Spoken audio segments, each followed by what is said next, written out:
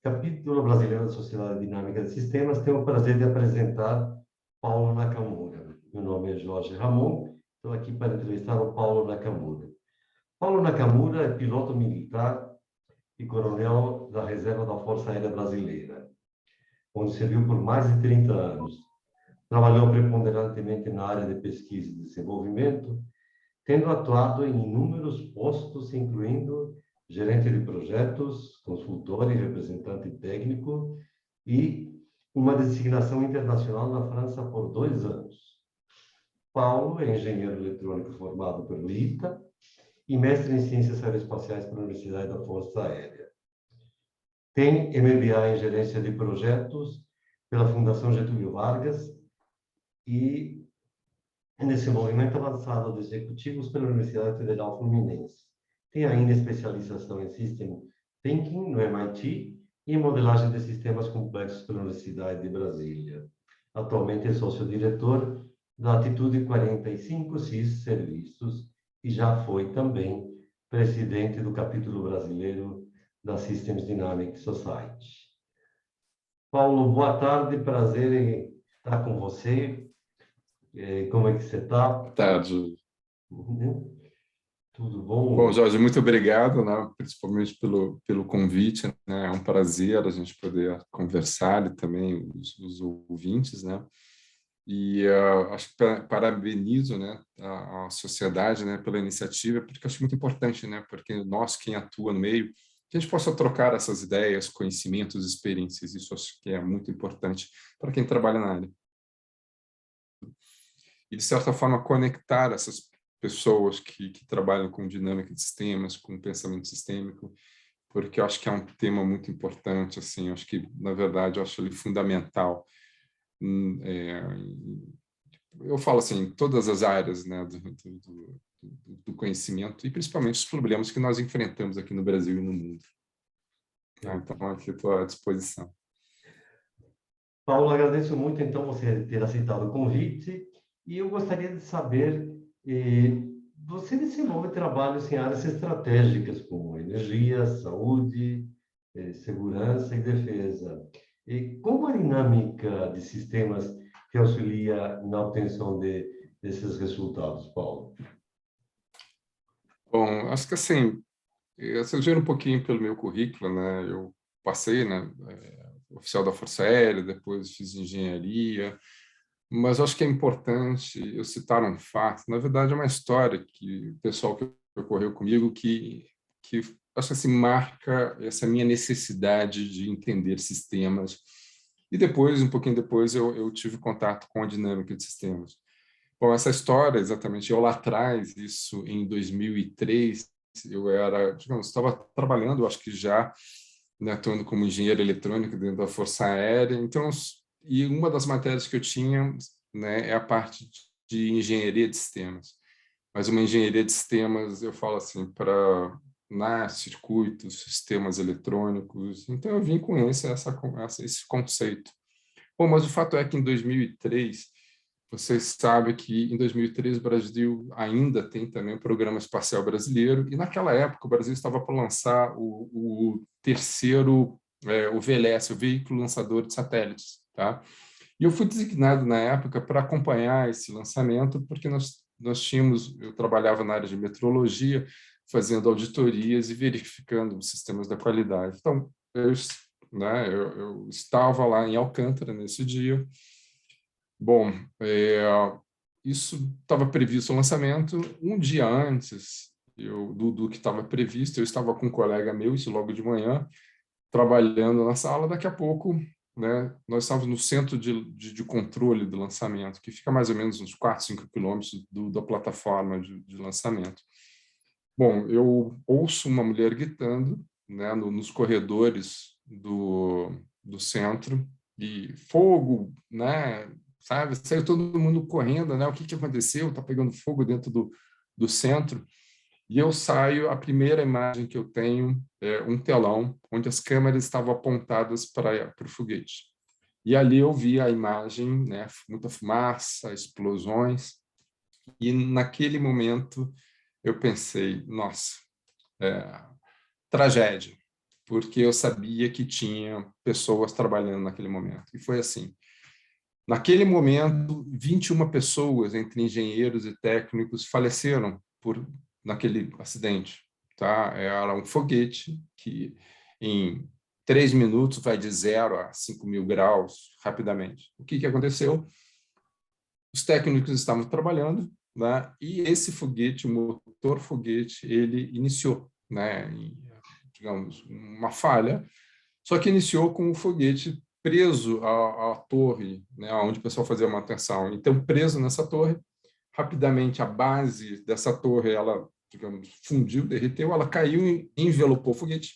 E as pessoas que estavam ali, não, foi muito rápido. Então, 21 pessoas, entre técnicos e engenheiros, morreram ali na hora. Bom, por que eu estou contando isso? Porque eu fui, né, imagina assim, equipe, né, o pessoal gabaritado, doutores, né, cientistas, pesquisadores, técnicos, engenheiros do mais alto calibre, tá?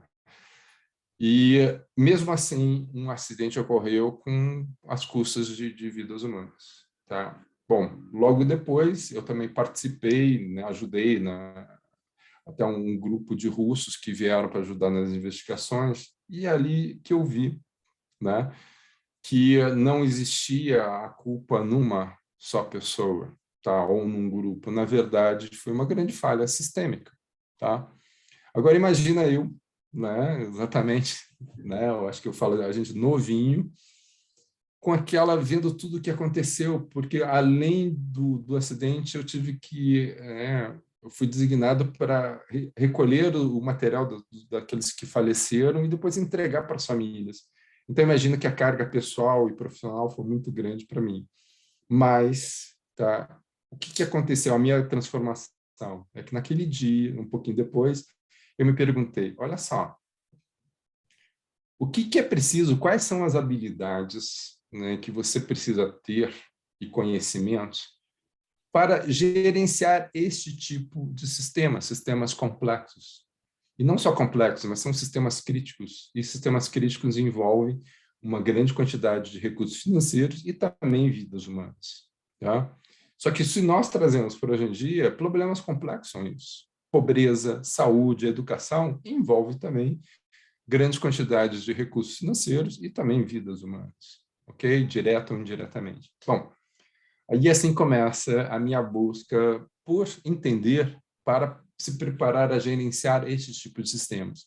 E um tempo depois, né, eu já comecei aqui em Brasília, depois já passei, né, fui gerenciando grandes projetos estratégicos da Força Aérea, por isso que eu estive na França por 2 anos, pois o Brasil comprou 50 helicópteros, né, da França, e eu estive lá na França para trazer esses helicópteros para o Brasil, e como também cuidar da parte transferente de tecnologia. Então, imagine que tudo isso, né, não comprar um avião não é só o avião, é como se fosse a figura do iceberg. Né? O avião é só a ponta do iceberg, mas tem para baixo, tem estruturas, pessoal, treinamento, contratos, e, bom, e aí vai a complexidade. Então, Sobressalente. é, então, a minha experiência com sistemas complexos vai por aí. E, paralelamente a isso, né, eu começo a me interessar e me especializar na parte de dinâmica de sistemas em função de até de um curso que eu fiz aqui em Brasília, né, até com o Ricardo Chain, né, que foi o grande coordenador, e ali conheci o pessoal e os conceitos relacionados à dinâmica de sistemas. Bom, e aí acontece um outro fato também, que acho que é importante, porque até então eu, lidando com tecnologias, transferência de conhecimento, aí surgiu um fato, logo depois que eu volto da Espanha, da França, eu saio da Força Aérea. Para logo depois, tem uma história aí, mas eu sou convidado para ir para o Ministério da Cultura. E aí todo mundo passa assim, pô, mas o que você está? Engenheiro, trabalhando com sistemas aeronáuticos, daqui a pouco você vai para a cultura, né? Para o Ministério da Cultura. Foi, porque na época, né, em 2016, houve uma transição em que o Ministério da cultura na gestão ainda do Temer. Ele acabou com o ministério, mas depois ele volta atrás e coloca um ministro, né? O ministro era o Marcelo Calero. E lá ele cria uma secretaria de infraestrutura cultural. Bom, infraestrutura tem a ver com projetos. Essa é a minha segunda pergunta. Como foi essa transição e o teu trabalho na política de temáticas de direitos da juventude, né? Porque são, sem dúvida, problemas complexos, E, mas de é, campos muito distintos, né, Paulo? então é isso que essa minha trajetória explicar um pouquinho, tá? Porque quando eu vou para a cultura, exatamente por uma necessidade de projetos e lidar com, é aí que é minha especialidade, né, de gerência de projetos, mas dentro de um ambiente totalmente novo, tá? E até eu costumo falar ali que eu aprendo a importância da cultura, tá? Em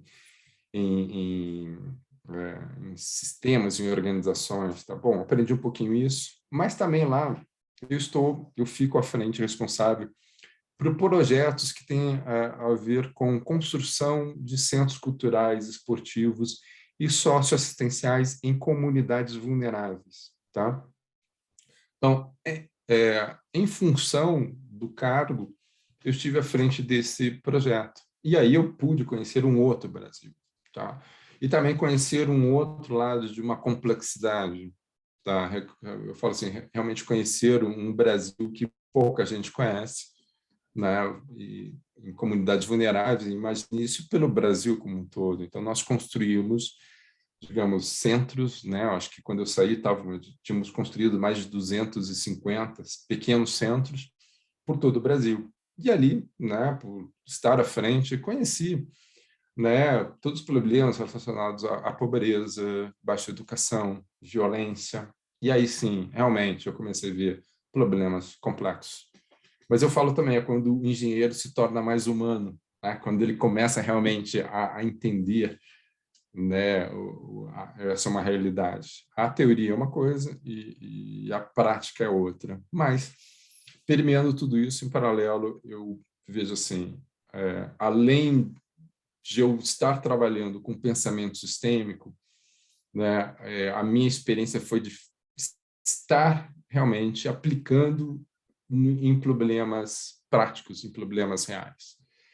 Bom, e aí vem, né, essa minha, aí eu já no governo, talvez uma área bem diferente, mas muito enriquecedora, porque ali eu cheguei até a assumir um cargo, fui secretário nacional de infraestrutura, né, foi por pouco tempo, mas o suficiente para que eu pudesse estar em contato com outros ministérios, tá? Desde 2016, depois passou por essa gestão, mas ali tive contato em função do projeto, tanto conhecer problemas da educação, problemas da justiça, questões de violência, né? Problemas da saúde, então aquela tudo junto e misturado. E exatamente, e aí se torna um laboratório fértil, Que né, laboratório para fantástico, Paulo. Me conta um pouco como, o que seria necessário para que o governo, né, o Estado, de uma forma mais ampla, pudesse realmente usufruir, né, dos recursos de dinâmica de sistema, das formas de planejamento mais amplos, né? Porque essa visão realmente, acho que poucas pessoas têm, né, no Brasil, né? Bom, então realmente, tá? Então, acho que assim, antes, quando eu estava assim, bom, vamos lá, como técnico, como, digamos assim, só alguém que teve um conhecimento e aplica em alguns trabalhos, né? Mas quando você se vê numa posição, tá? Tanto de oportunidade de aplicar na prática, de ver um resultado e aquilo que você imagina na hora que você modela um determinado sistema e começa a comparar com o que acontece na prática e ver os dados, aí acho que muda um pouquinho, porque aí sim você começa a ver as dificuldades. E aí, a minha experiência vem disso. Porque, né, a gente sempre fala assim, pô, mas por que é que o pensamento sistêmico, dinâmica de sistemas, ele não é difundido? Por que é que decisores? Porque realmente quem trabalha na área é uma ferramenta poderosíssima. E aí chegou uma hora que eu estava numa posição realmente de mando, de influência. E realmente era mais fácil, porque agora eu poderia passar esses conceitos, e assim eu procurei fazer tanto dentro da Força Aérea quanto nos ministérios e pessoas e decisores que eu tive a oportunidade de conversar e influenciar. Só que aí que vem entre aquela coisa, a teoria, a vontade e a prática. O que eu vi em termos de governo, porque são assuntos complexos, certo? E é necessário você ter um planejamento, tá? Daquilo como que ajustar a sua linguagem, de como passar, porque o grande desafio é isso, né? Quando a gente monta um diagrama de laços causais, ou de estoques e fluxos, são termos comuns para quem trabalha na área. Mas agora imaginar, por mais simples que a gente acha que seja, realmente as pessoas, ou dependendo das pessoas, vai ser difícil. É quase que uma arte, né? Tentar simplificar o complexo. Bom, e o problema é que, é claro, né? Tem pessoas que já têm capacidade, pessoa muito bom, só que muitas vezes excelentes de uma determinada área, mas de repente, né, até para conhecer uma linguagem, digamos, um pouquinho mais de exatas, tinha uma dificuldade. Mas, né, a gente tenta ajustar. Só que o problema de governo é isso. Existe uma rotatividade muito grande de pessoas. Então, quando você tem todo um trabalho, né, de convencer uma equipe, não rotatividade tanto de cima como também para baixo. Então, você tem que ter, depois de todo um trabalho de convencimento, tanto para cima e para baixo, daqui a pouco muda da sua equipe. Bom, mas e aí? Eu acho que é muito importante, né? Porque comportamento do sistema ao longo do tempo e ao longo do tempo, esses períodos, né, mais curtos, menos curtos, são de dimensão diferente. E talvez essa diferenciação entre Estado e governo, e política de Estado e política de governo, seria uma coisa que seria muito necessária. Você não acha, Paulo? Realmente, pelos horizontes de tempo em que as coisas acontecem, pensando de uma forma sistêmica? Sim, e, bom, dessa minha experiência também, depois quando a gente começa, né, é claro, eu estou falando isso da dificuldade que, né, dependendo do nível onde você está, de passar esses conceitos, mas digamos assim que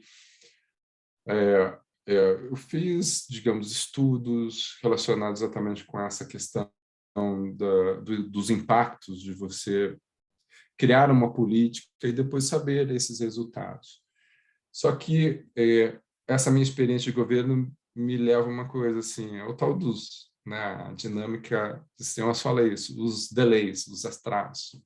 Eu falo assim, quanto mais complexo o problema que você está lidando, os resultados também, eles demoram muito mais tempo. Acho que isso é meio lógico. Mas é mais ou menos isso. Tá?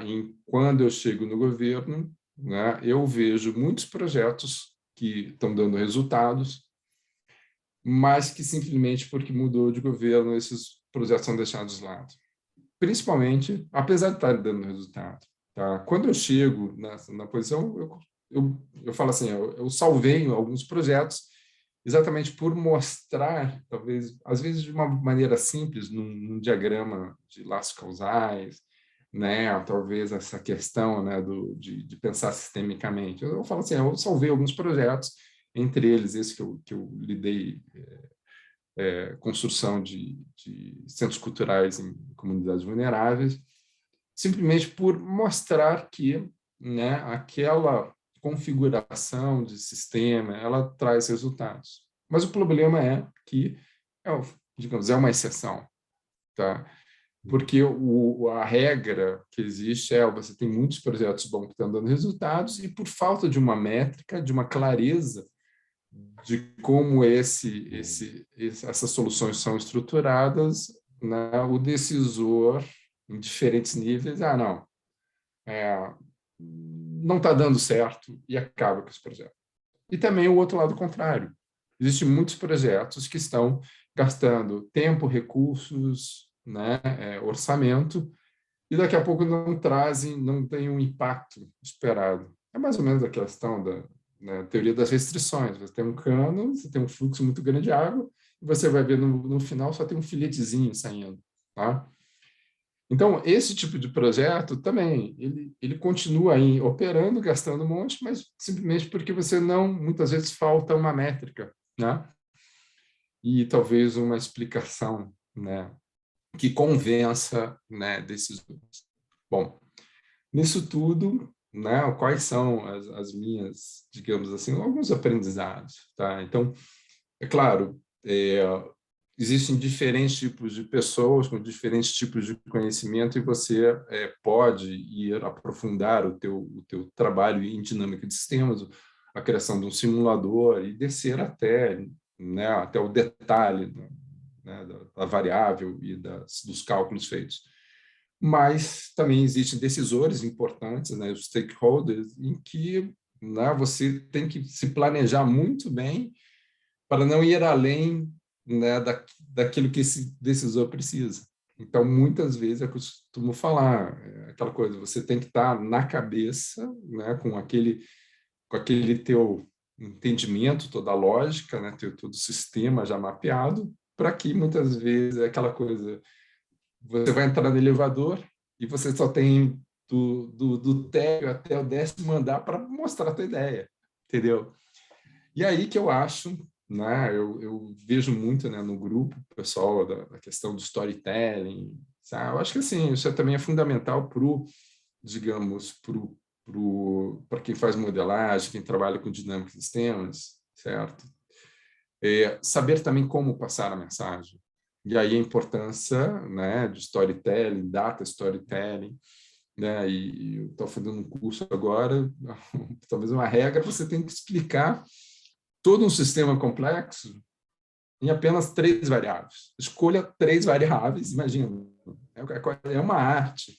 Mas eu vejo que isso é muito importante, né? Que o pensador sistêmico ele tem que também desenvolver essa habilidade, entendeu? Porque eu falo, não adianta você ter um modelo mais bonito, perfeito, complexo, se no final das contas você não souber explicar aquilo. Tá? Eu posso até me arriscar, existe o storytelling, o data storytelling, o story doing, e eu vi esse termo agora há pouco, mas eu falo assim, tem que ter uma matéria chamada System Storytelling, né? Para que né, como que você explica um sistema, né? Como você explica um sistema complexo.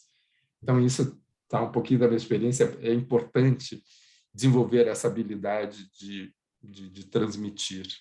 Eu acho que temos 2 exemplos, não sei se você concorda comigo, que são muito legais. Um foi do João Arantes, que foi objeto da nossa primeira entrevista, foi o entrevistado, que faz Sim, isso sim. até com desenho animado, tá certo? Então, pensa assim, e a outra coisa que me ocorreu enquanto você falava é que talvez os arquétipos, esse sistema que o Peter Senge colocou na quinta disciplina, são instrumentos que podem nos ajudar, né? Eu acho que isso acaba sendo muito interessante. Eu acho que assim, perfeito, porque são instrumentos que. Mas você repare exatamente. Quem está no dia a dia, naquela correria, fala das coisas do governo, ele tem que rapidamente associar a uma experiência passada. Tá? Eu vou falar assim, só ilustrando. Imagina assim que eu tinha toda uma análise, né? Sabe, concreto, nós fizemos uma análise, né? Qual que era o impacto de ter esses centros culturais, esportivos e socioassistenciais, qual que é o impacto numa determinada região. Então, para isso, né, eu, né, reuni minha equipe, ensinei um pouquinho, fizemos um diagrama de laços causais, mas começamos agora, né, pegamos dados sobre o que estava acontecendo antes e depois. Para isso, nós fizemos, né, utilizamos assim, uma técnica, aquela diferença em diferenças, né? Como nós temos bancos de dados da educação, a gente sabe exatamente as escolas, dados estatísticos de frequência, desempenho de alunos. Então, o que nós fizemos, como a gente tinha esses centros georreferenciados, a gente traçou raios de 1 quilômetro e depois de 10 quilômetros e começamos a analisar aqueles dados, né, em termos de frequência, desempenho dos alunos. E a técnica depois, em localidades digamos, semelhantes àquela onde nós estudamos, com condições populacionais, nível socioeconômico, a gente faz o mesmo, digamos, a mesma técnica, só que escolhe um ponto, mas aonde não tem, aonde esse centro não foi implementado, né? E traça raios de 1 quilômetro, 10 quilômetros e levanta esses dados. Depois você faz essa comparação, diferença entre diferenças. Bom, então já aí a gente tem uma técnica, né? A gente consegue analisar isso no tempo, aí a dinâmica, né? E a educação leva também a achados na área de violência, tá? Na área de saúde também, porque o banco de dados de saúde também ele é extenso e bem completo. Só que, tendo esses resultados, a gente tinha conclusões de que o impacto, né, dessa ação, dessa variável, tipo, reduzia em até 16% a evasão escolar. Esse é um dos dados. Bom, então a gente tinha esses achados, né? Então, e aí eu me lembro que uma vez eu fui explicar isso, né? E me perguntaram, como é que vocês chegaram nesses resultados? Bom, acho que o meu erro foi tentar explicar um pouquinho, né, a dinâmica da coisa. Só que eu percebi que a coisa funciona mais ou menos assim. Você está passando a tua experiência, tentando explicar, por mais simples que seja um diagrama de laços causais, funciona mais ou menos assim. Quem está te ouvindo, ele pega, ele até os 10 primeiros minutos ele entende, né? Só que quando você começa a uma linguagem um pouquinho mais técnica e falando um pouquinho mais de variáveis, eu falo assim, além de 7 variáveis, é como se na cabeça de quem está ouvindo houvesse um clique, ele desliga, né? E a partir ele entra no automático, né? Ele está te ouvindo, mas você está explicando. No final, quando você termina, né, eu vi esse processo acontecendo e aí você pergunta, pô, e aí, chefe, o que você achou? Qual que vai ser a próxima direção? E esse chefe, na verdade, é um ministro. Daqui a pouco, não. Ele falou, não, vamos tomar essa direção, está muito bom. Mas, o que acontece? O processo, depois eu entendo isso. Essa pessoa, muitas vezes, ela está do outro lado, ela até escuta, mas como ela, digamos, só entendeu parte do problema, parte da complexidade, o que ela faz? Ela vai tentar procurar, no passado, uma solução de um problema semelhante e vai tentar encaixar naquele problema que você está levando. Mais ou menos aquela... As pessoas tendem a voltar à sua zona de conforto. Tá? Bom, então é nesse ponto onde eu falo assim, que a dinâmica do sistema ela tem que ser muito bem planejada, mas principalmente na hora de transmitir, ao longo do processo, tanto de você chegar a modelos, a simulações, mas principalmente na hora de você transmitir os seus achados, certo? E aí que entra bastante isso, um planejamento na hora de você conhecer, né, com quem você está conversando, qual que é o nível de conhecimento, até onde que essa pessoa está disposta a se aprofundar em determinadas complexidades. Então, é quase que é isso, certo? Eu falo assim, muitas vezes é cansativo, mas tem que ser feito, tá?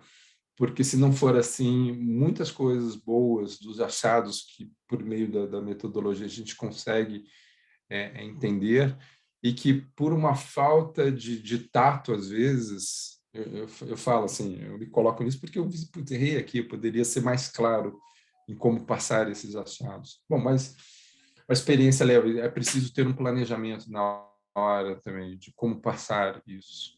Bom, então, de certa forma, né, esse foi um pouquinho da minha experiência, tá? Hoje, eu vou, daqui a eu tenho feito vários trabalhos, utilizando mais ou menos, né, dinâmica de sistemas, mas eu vejo também que existe uma... É necessário também aquela coisa, nem todo problema se encaixa com dinâmica de sistemas ou numa ferramenta. Eu trabalho muito com Stella, né? Eu gosto muito do programa, que ele é fácil, ele tem interfaces muito fáceis, mas é aquela coisa também, é preciso analisar também qual que se o problema ele cabe, né, uma análise em termos de dinâmica, ou até da ferramenta, né? Então, muitas vezes, eu vi isso, assim, tá? Muitas vezes você fazer um diagrama de laços causais bem feito e muitas vezes bem sucinto, poucas variáveis, mas que ele passe a mensagem, nossa, isso daí tem um impacto muito grande.